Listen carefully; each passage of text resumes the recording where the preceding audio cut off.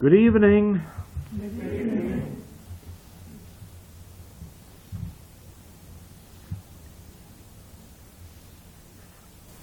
You realize now that whatever of the nature of spiritual good, harmony, wholeness, that is to come into your life, you have to bring in through an activity of your own consciousness.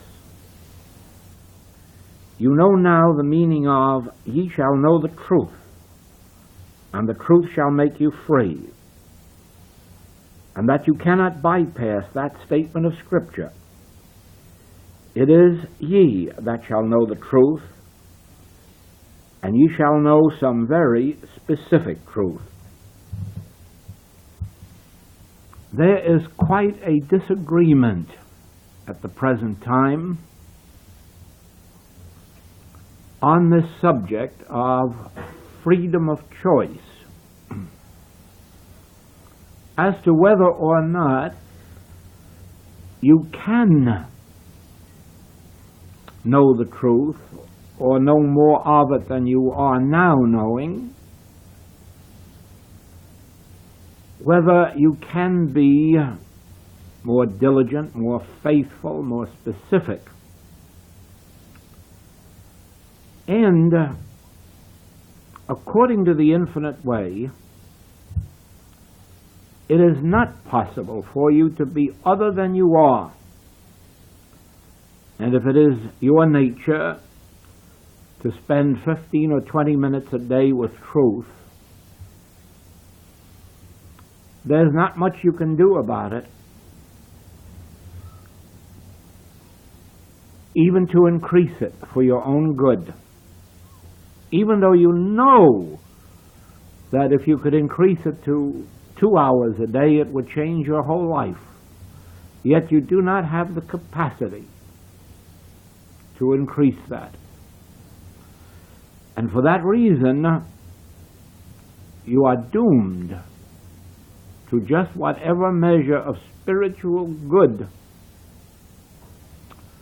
you can assimilate through whatever amount of devotion to truth you are giving. This is unfortunate because there isn't any one of us that would not rejoice if we could be wholly spiritually free. If we could live and move and have our being in God. If we would remain untouched by material law, mental law, the universal beliefs. And yet, until something is awakened in us that compels us to go further and deeper, we are victims of inertia. And the great question is there any way to overcome this inertia that prevents us from giving ourselves wholeheartedly to the spiritual way of life? And the answer is that there is only one way, and that is to recognize that it is inertia that is holding one back. It is inertia that is claiming us. And usually with that recognition, we are enabled to break through. Because up until that moment, we do not know what it is that is keeping us back, letting us read 1 hour a day when we know right well that 3 or 4 or 5 hours would do something to awaken us, or listen to truth for an hour or two instead of idling away that time. Unless our recognition that it is only inertia that is holding us, unless that recognition changes it for us, we are just going to go along in the mode in which we are going until something or other awakens us.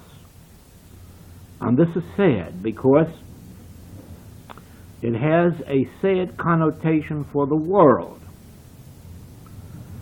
It means that because the world, which would love to be free, which would love to be enjoying freedom, which would love to be free of all of the limitations with which we are now surrounded humanly through the new forms of government. While many, I'm sure, would like to know something of the freedom that was enjoyed in the earlier part of this century, yet the same power of inertia prevents them from doing anything about it. And so it is that we watch our freedom slip away from us, knowing, as one professor brought out last week at a meeting, that the people who are trying to prevent the separation of, or rather prevent the amalgamation of church and state, and who think that by fighting the support of schools, parochial schools to be specific, that they are accomplishing that, are really accomplishing nothing, because mathematics is beating them. It will not be long until there be a mathematical supremacy of the Roman Catholic members in the United States, and that alone will entitle them to the schools and to the government support and to everything else that they may wish. And inertia alone prevents the right solution, which is by no means a human one.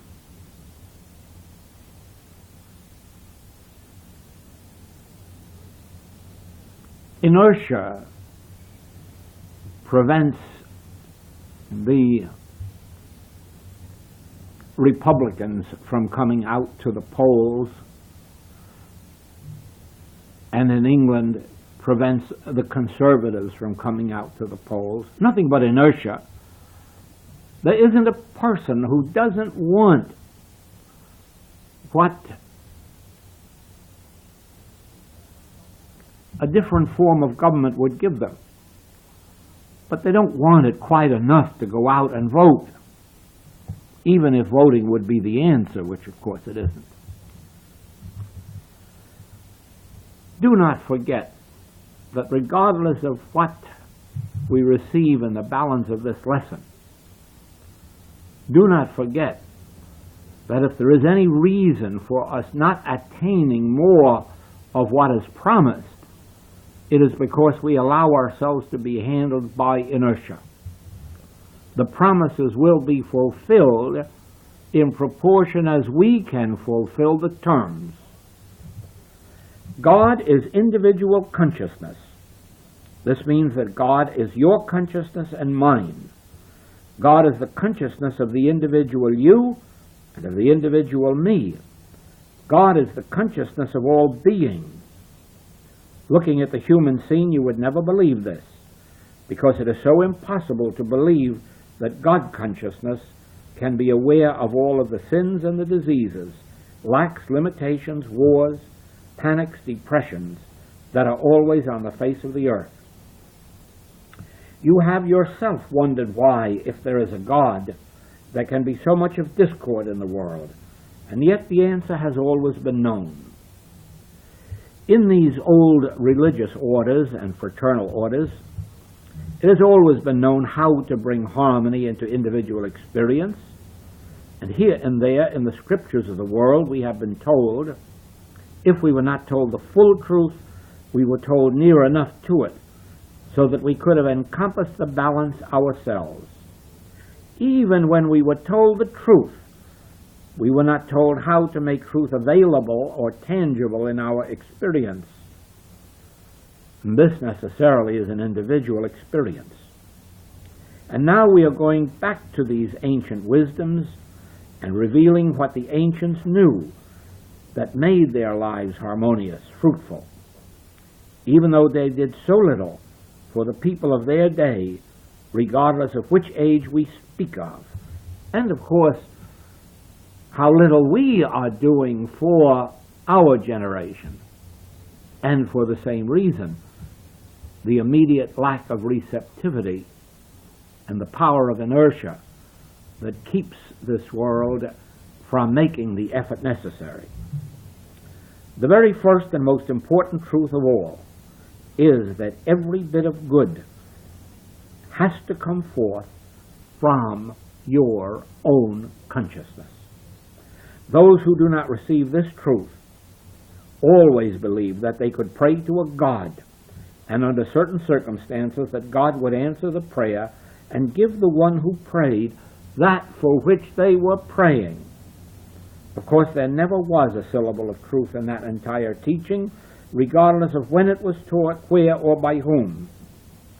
And the fact that all of this praying has gone on these thousands of years without being answered must be its own proof. But always this has been true, that whatever of good is to come forth in the experience of an individual or group or nation must come forth from the consciousness of that individual.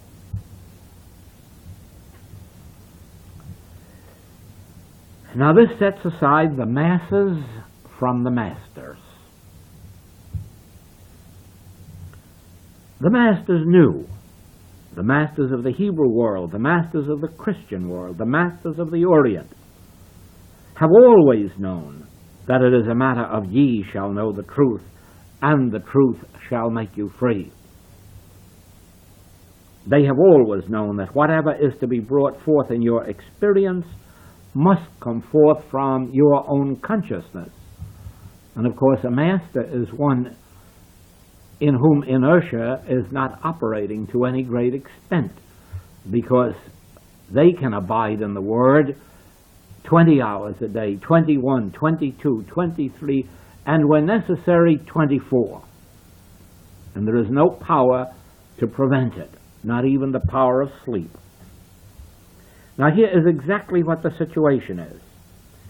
In ordinary human life, we are acted upon by universal beliefs. They may be theological beliefs, they may be medical beliefs, they may be scientific beliefs, but they are beliefs, they are not truths. However, these will act in our experience just as if they were the truth, until such time as we ourselves know the truth and thereby become free. Let me explain this for just a moment. The human being awakens in the morning and immediately gets busy about their day's activities. Dresses, eats, leaves for business, works, shops, is busy all day, returns in the evening, eats, talks, plays, retires. And all of this while, what the Master calls this world is acting upon them. If it is a particularly nasty day, there are germs about and he may come home with a cold or a fever. If there is crowded traffic, there may be an accident or upset nerves. Or if there is some contagion or infection about, this may occur in his experience. On the other hand, there may be a big business boom, and from this he may prosper. There may be a period of wonderful weather, and from this he may benefit. Always, whether for good or for evil, the world is acting upon the human being. And all the human being can do is wonder whether it will be good today or bad, whether it will be up or down, rich or poor, healthful or not. The human is not to blame for this. The human has not been taught that it is the activity of our own consciousness that determines the harmony of our lives. Now you are being told a wisdom that has been known to the few throughout all ages, that truth maintained in your consciousness kept active in truth, brings forth harmony. In the Master's words, if you abide in the Word and let this Word abide in you, you will bear fruit richly. If you maintain truth active in your consciousness, you are praying without ceasing. And the activity of truth in your consciousness will come forth as harmony, wholeness, completeness, perfection. When you do not entertain this Word, maintain it in your consciousness, then you are as a branch of a tree that is cut off and withereth. Therefore it is you yourself that determines what your life experience is to be. Remember, as a human being, you have no such choice. You were never taught this.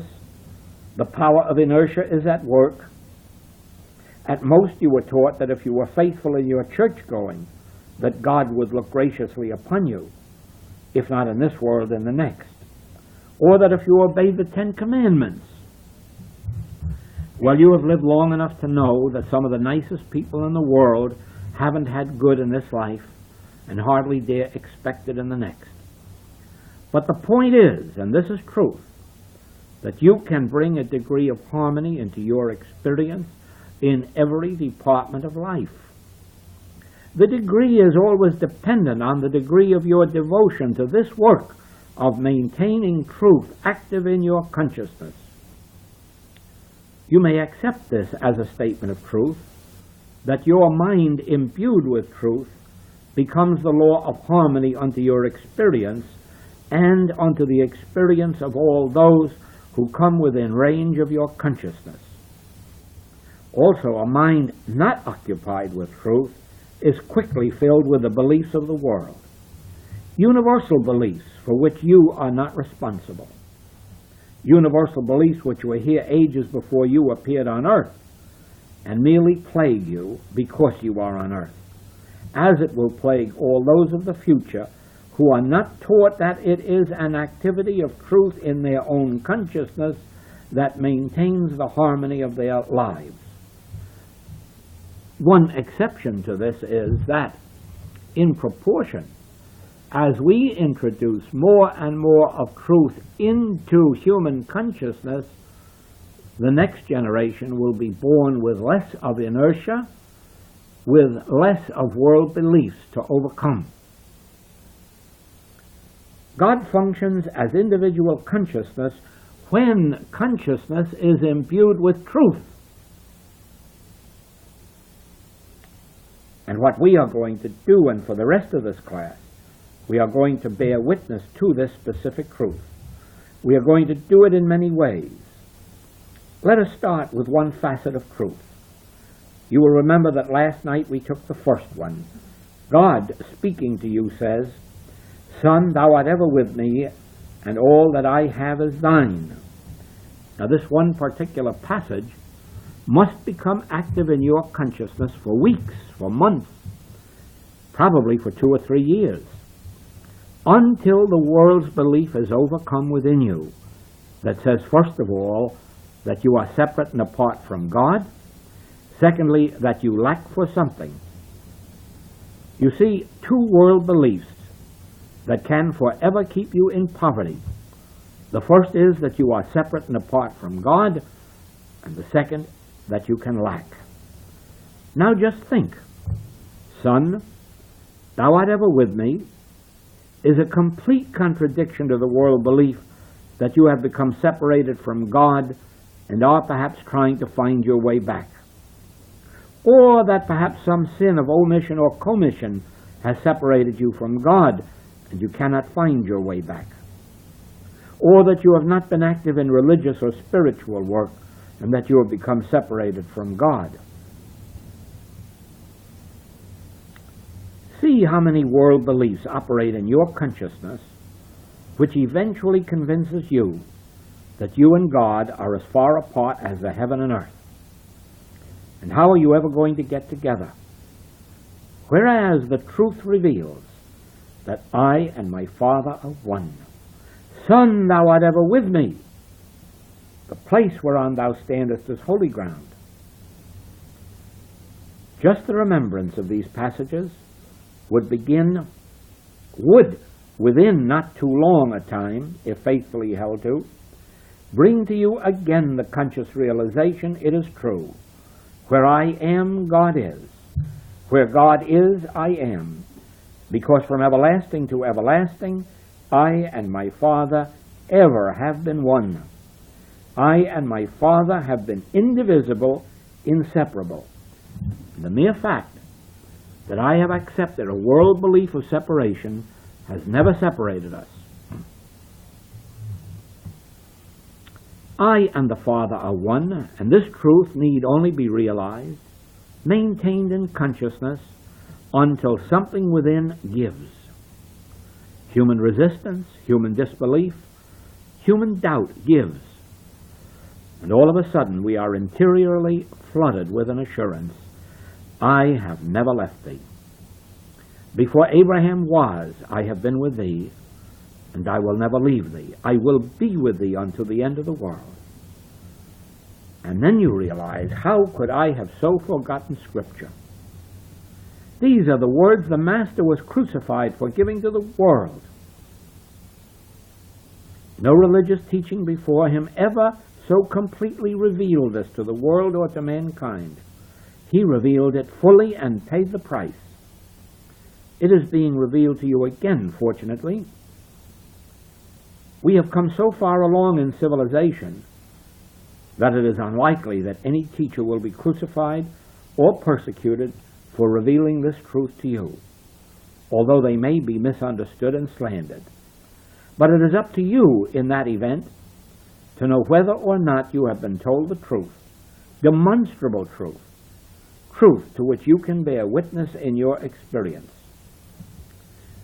Do you see that by neglecting these passages of Scripture and leaving them out of your mind, that you have left your mind open to all of the suggestions that the world can pour in?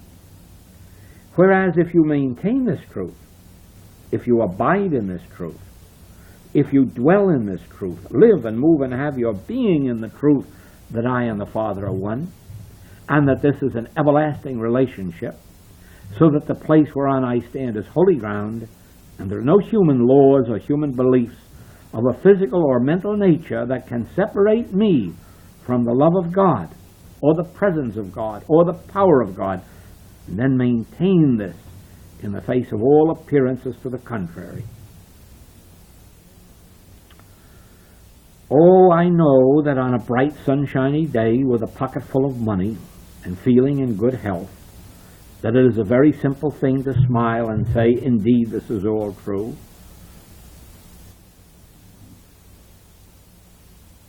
The way is straight and narrow, and still there be few that enter, because this truth must be held to in spite of appearances to the contrary.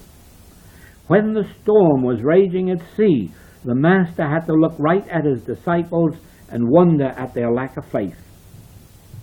When there seemed to be multitudes to be fed and no food, he must have wondered at his disciples. In every illustration of healing, it must have been clear that he was revealing that right where you are, God is. What did hinder you?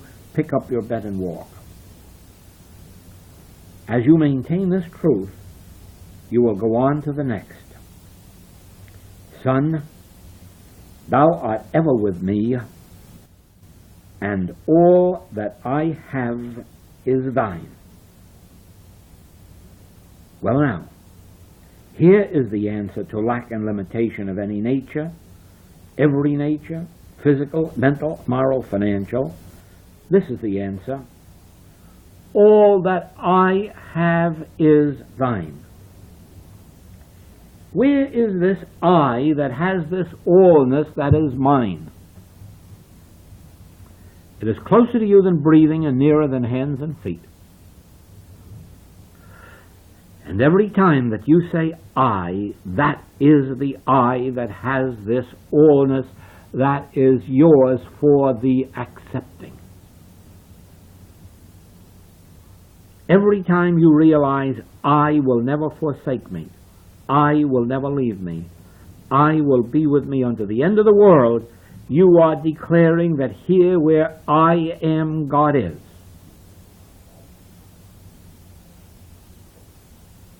Because I and the Father are one, this is the reason that all that I, the Father, hath belongs to I, the Son, because they are not two. And there are not two places. And the Father does not have to send you your good. In fact, He couldn't. It is already closer to you than breathing and nearer than hands and feet. And we must open out a way for the imprisoned splendor to escape. We must acknowledge that I and the Father are one, that the Father has never left me, that the Father will never leave me, because of oneness. I am your bread, and I am your wine, and I am your water, and I, the Father, and I, the Son, are one. You can never be separated from food or clothing or housing or companionship or infinite good as long as your consciousness is active in maintaining this truth. Separate yourself from truth, and you have separated yourself from me, from the I within your being, for I am the truth. Separate yourself from truth, and you have separated yourself from what? From life, from supply. For truth and love and life and supply, intelligence, wisdom, bread, wine, water, meat, resurrection, these are all synonyms one for another. In separating yourself from truth, you are separating yourself from the good of God's kingdom manifest on this plane. But as you maintain truth in your consciousness, you maintain life, love, peace, supply, companionship, wisdom, guidance, direction, protection, infinity itself, but it all depends on your consciously abiding in truth and letting truth abide in you. Knowing this, what could keep you from knowing this truth once in every hour throughout the day and night? And the answer is inertia. Having that answer, see what you can do to deal with it. All right, let us go on from there, still in the realm of truth. Since law plays such a big part in our lives, let us take the subject of law. We have many kinds of law: material laws, mental laws, legal laws, economic laws, karmic laws. Are these laws only in the absence of truth do these operate as law? They are actually universal beliefs. In the presence of truth, none of these can operate. Why?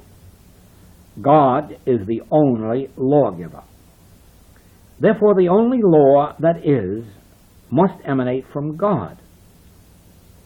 Now let me tell you the secret of secrets, how you can know if a law is of God. If a law can be evil and good, or if it can produce good and evil, it is not of God and it is not a law. Why? Because God is infinite good, and in Him there is no evil, and there are no pairs of opposites. Evil can never come forth from God, for God is eternal life, and if any evil came forth from God, it would destroy that life. Therefore it would destroy God, therefore it would destroy all that is. God is too pure to behold iniquity, in Him is no evil whatsoever. Nothing could add that to the consciousness of God that defileth or maketh a lie.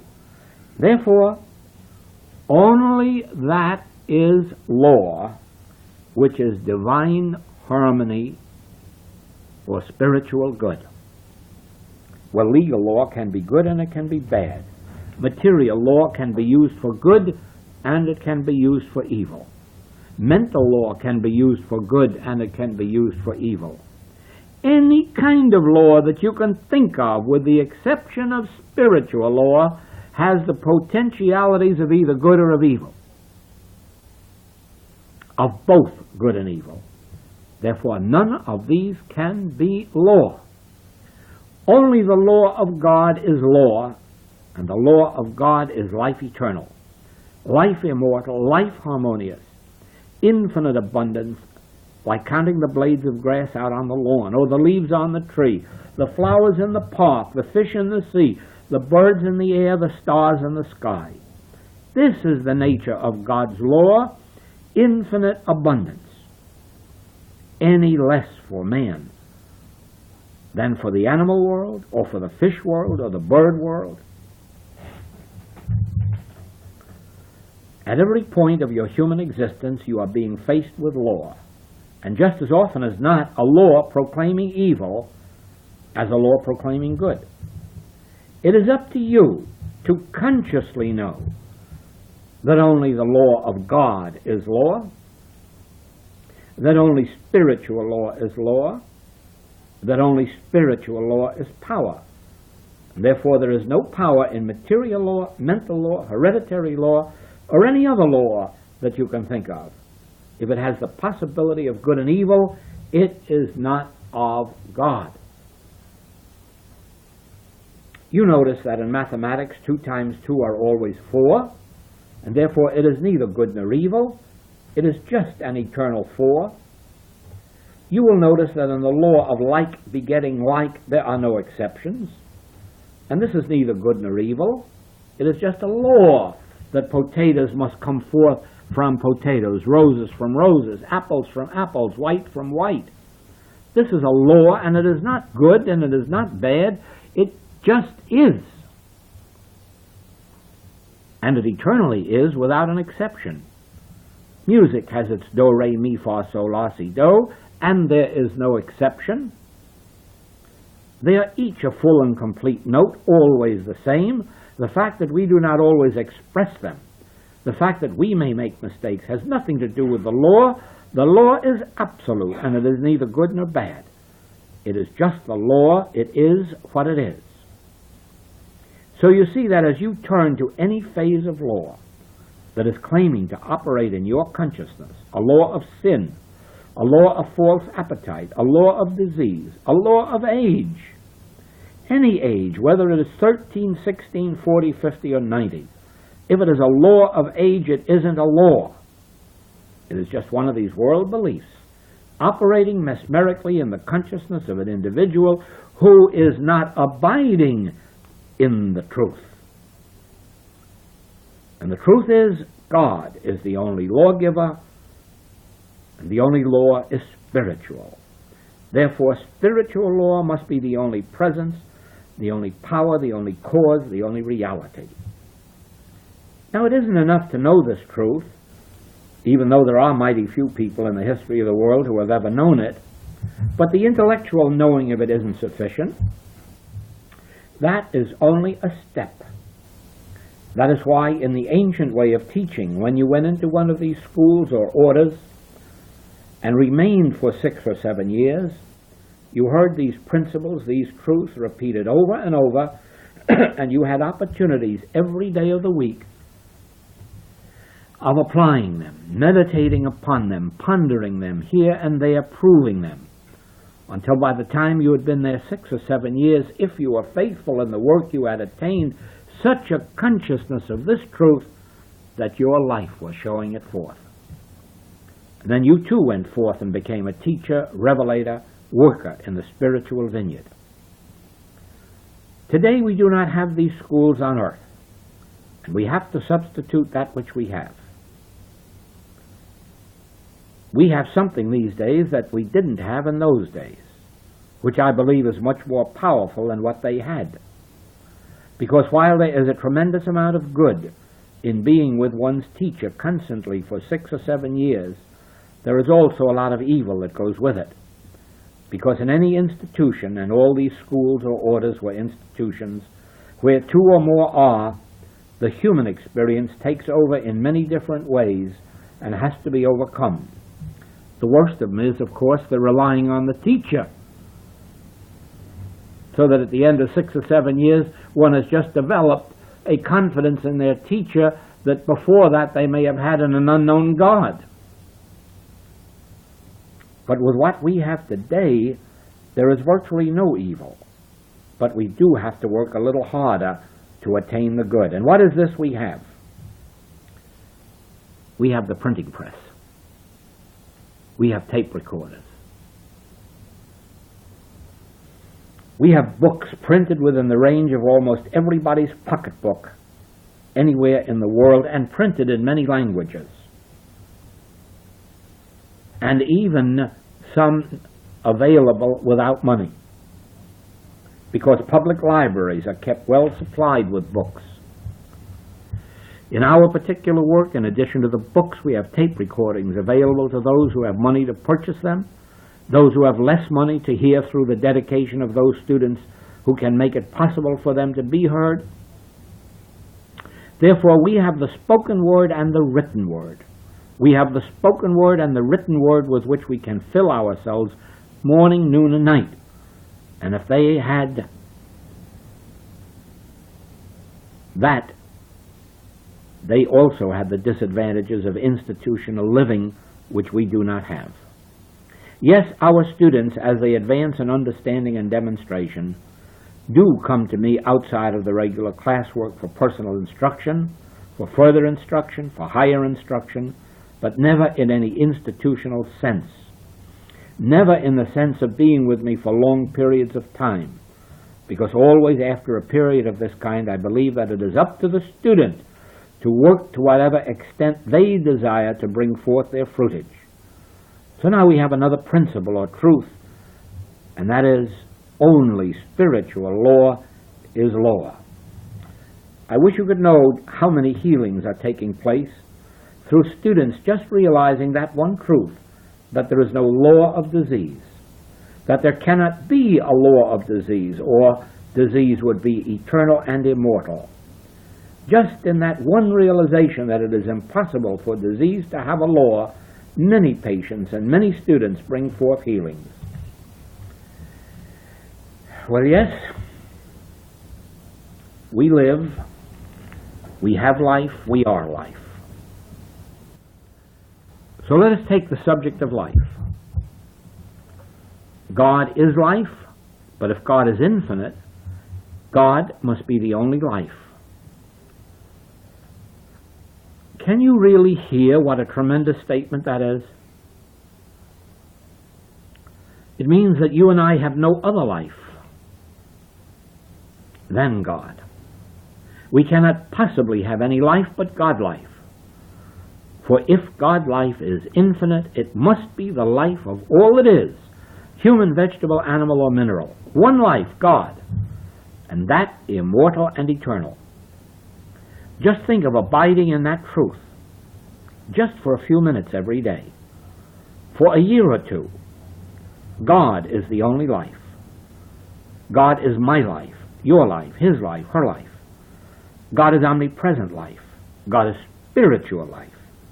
Think what that does to your consciousness or mine when it is maintained as against the world belief that we are 100 people, that there are 100 lives here, and some are young lives, and some are middle-aged, and some are old.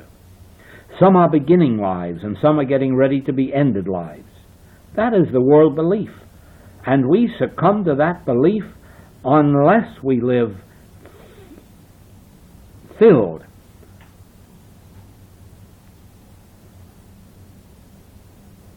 with the consciousness of the truth that God is individual life. God is individual being. God is individual mind, life, soul, spirit, body. All that the Father hath is mine, even a spiritual body.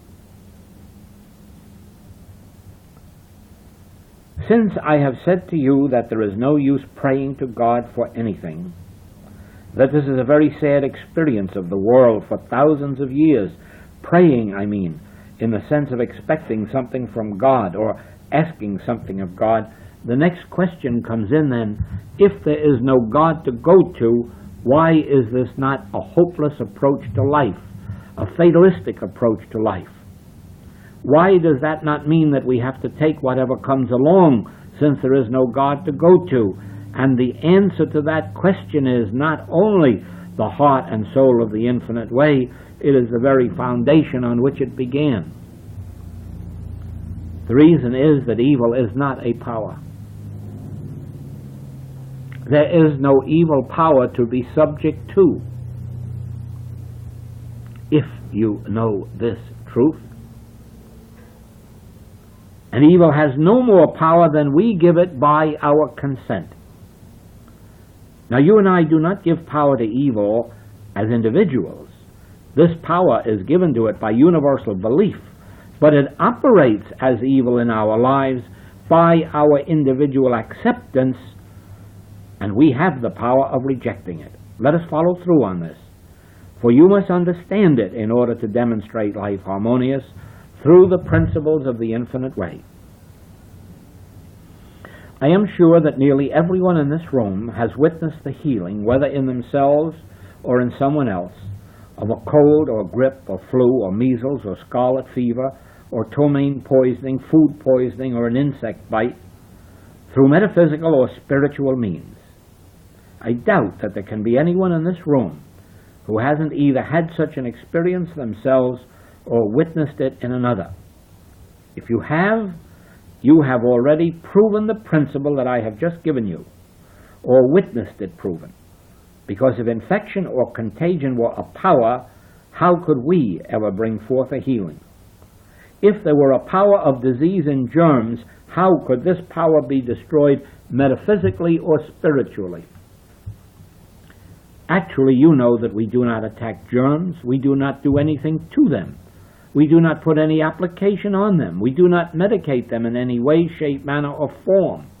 How, then, is it possible for a flu germ, a pneumonia germ, measles, scarlet fever, or any of these diseases that you have witnessed healed, how could it be possible for them to be healed? And the answer is it would not be possible.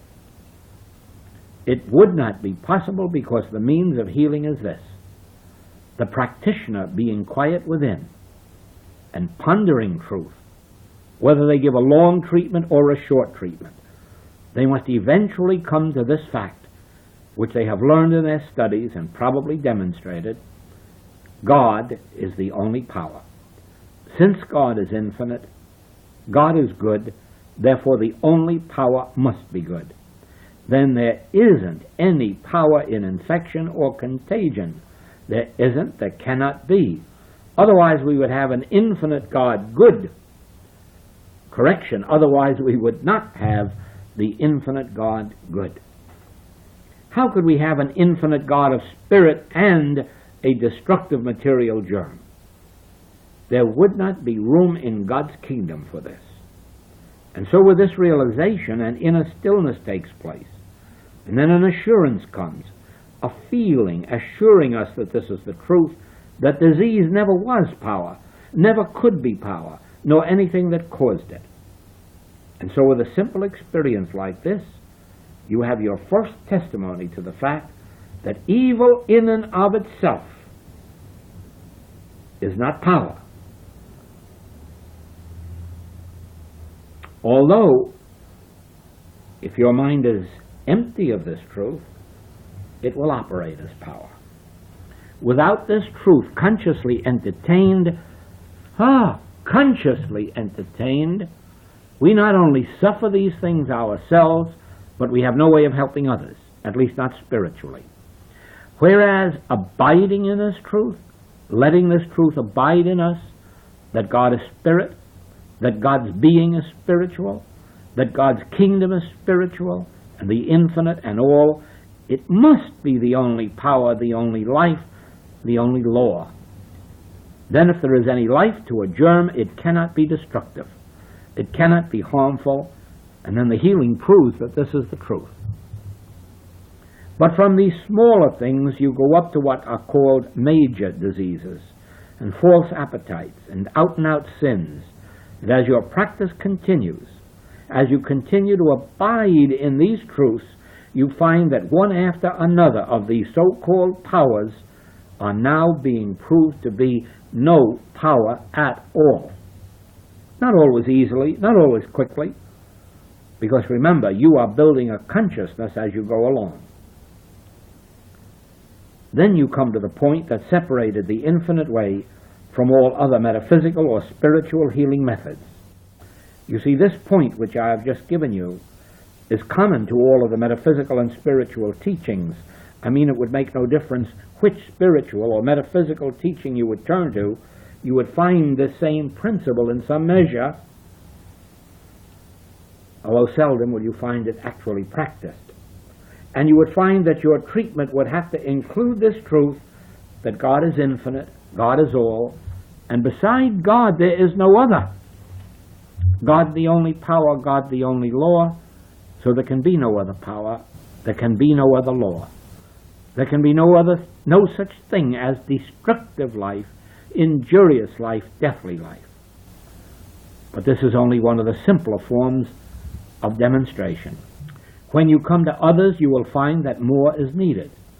And it is that more, that something additional, that revealed itself to me, that set my work apart from all other metaphysical and spiritual teachings, and eventually brought about this message of the infinite way and its specific healing principles.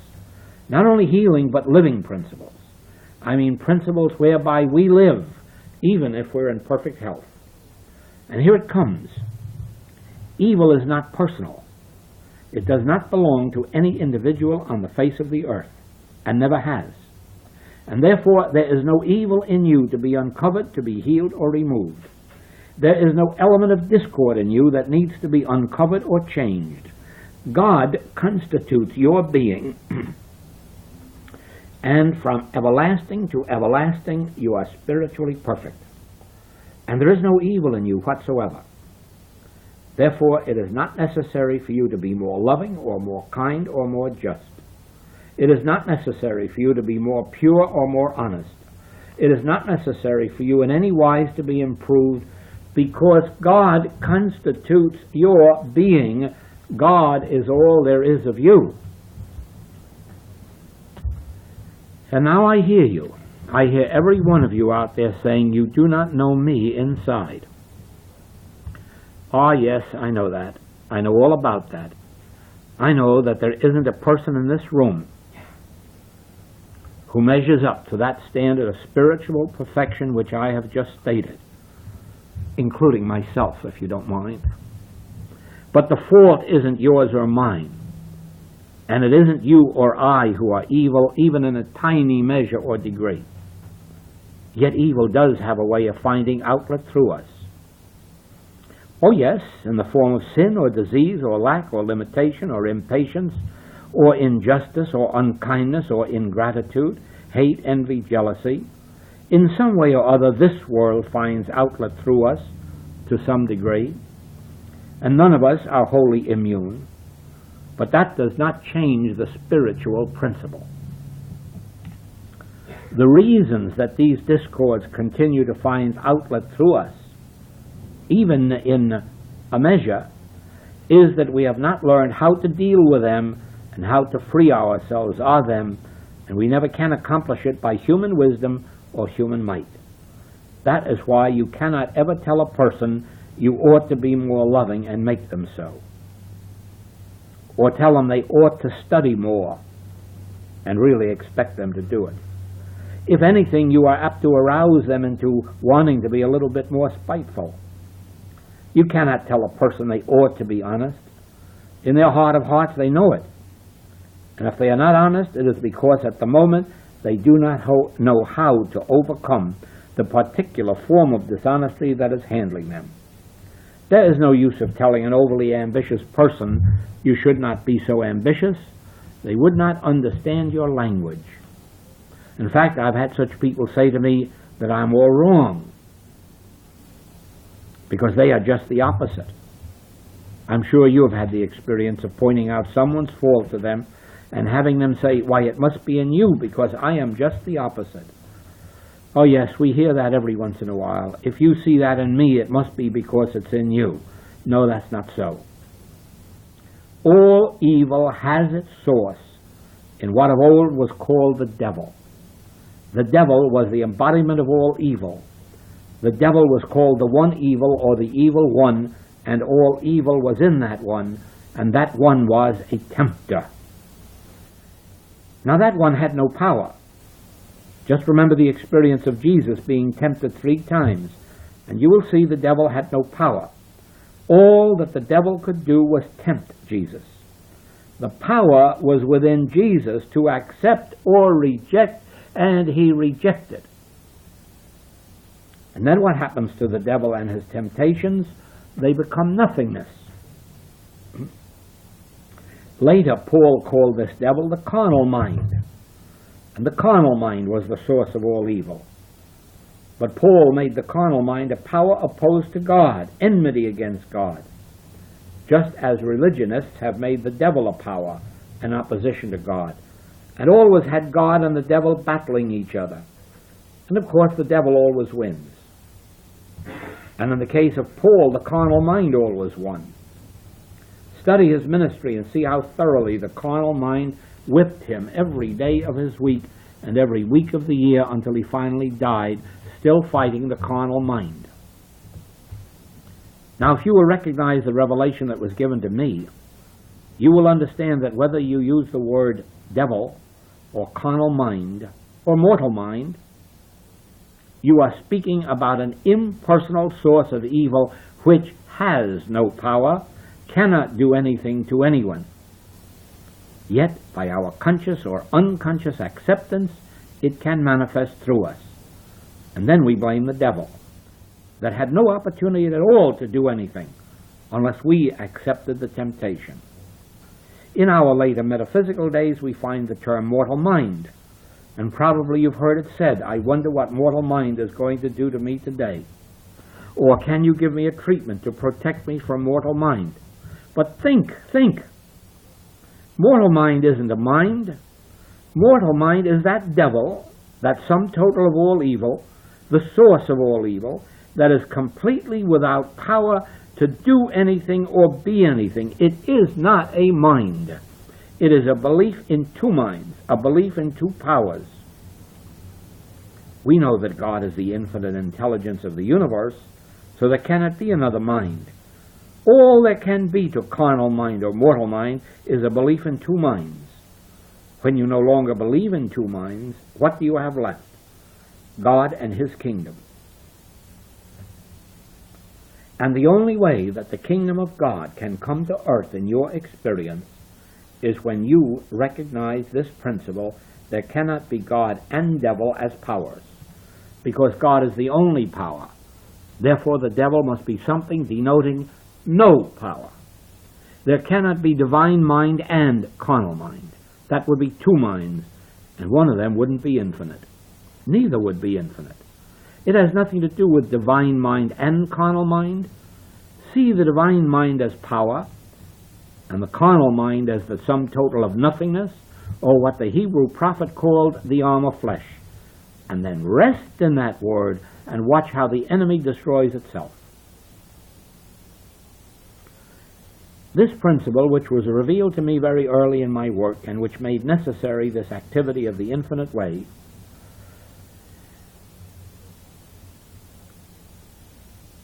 could not be accepted elsewhere when it was offered. This principle upon which our work was based is that God constitutes individual being, and therefore there is never any use of looking to you for evil or for the cause of evil. There is no use at all to say that your wrong thinking did this. There is no use at all to say that, oh, if you were more loving, you would be healed. Or if you read 20 more pages of my book today, you could be healed. Or if you tithed, or if you went to church. Do you not see that all of this would be predicated upon the belief that there is an evil and that it is within you? You might as well then go back to psychology and fail with it, because that is all it claims, is that there is some evil in you, and if they can just find out what it is and get it out of you, you'll be well.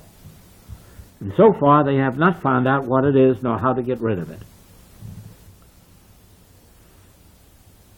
Or if they have found what it is, they still haven't found how to get it out of you, and that doesn't do you any good. But the infinite way does do you good if you can understand clearly that God constitutes individual being, and do not go around condemning, criticizing, judging, even though it is humanly deserved. For like you and me, They are not responsible for their particular ills any more than we are responsible for ours, except through and because of our ignorance of truth. And there is one more passage that I'm going to give you to live with, and that is, I am come that ye might have life, and that ye might have life more abundantly. Because if you can live with that passage until you actually realize that I, at the center of your being, am the very Christ that is the healing, reforming, redeeming influence in your experience, you will learn to rest in it and let it perform its ministry within you. Thank you.